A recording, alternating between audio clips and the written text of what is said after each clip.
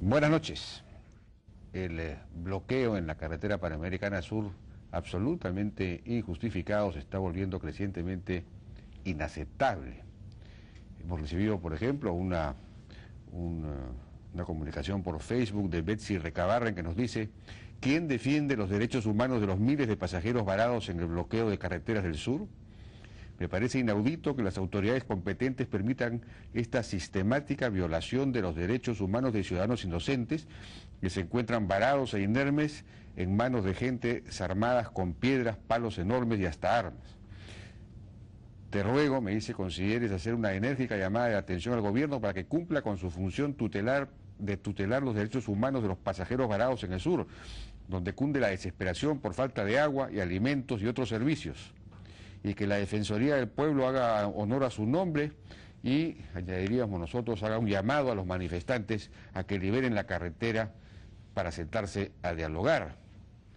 Hoy día el presidente del Consejo de Ministros, Javier Velázquez Quesquén, ofreció ir al lugar a dialogar si es que antes se levantaba el bloqueo. Por supuesto, esta propuesta fue rechazada, simple y llanamente. Un asunto realmente inaudito. Algo tiene que hacerse.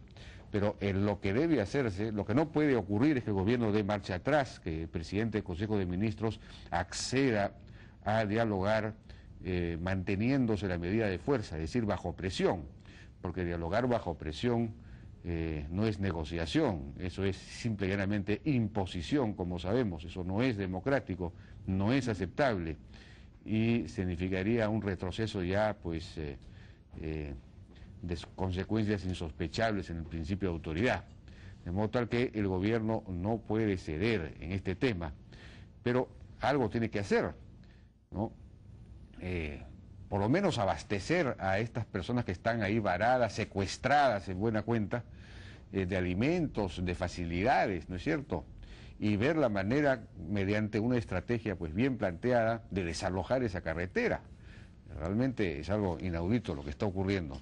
Por lo demás, ni siquiera se ha realizado la audiencia que debe realizarse el 19 de abril para explicar, debatir, consultar el estudio de impacto ambiental.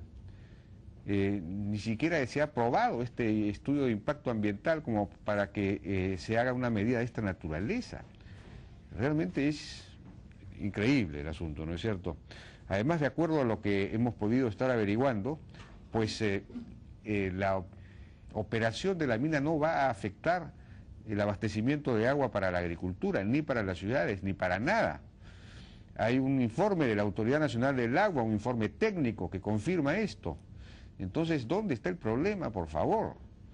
Este es un asunto que tiene que resolverse, el gobierno tiene que resolverlo de alguna manera, no, por supuesto, sentándose a dialogar mientras se mantenga la medida de fuerza.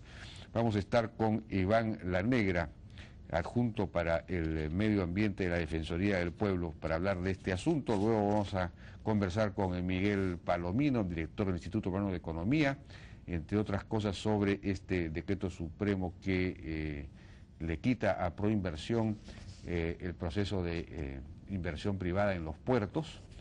Y finalmente, bueno, no, finalmente no, vamos a tener un informe sobre esta obra que se está realizando en el malecón Paul Harris en Barranco, que impide el tránsito para construir un edificio que además probablemente no está autorizado, no debería estar autorizado. Vamos a estar también con Teresa Dulanto, candidata a la alcaldía de Barranco, para conversar de esto, y finalmente con Drusila Sileri, flamante directora de Ellos y Ellas de la revista Caritas. Regresamos.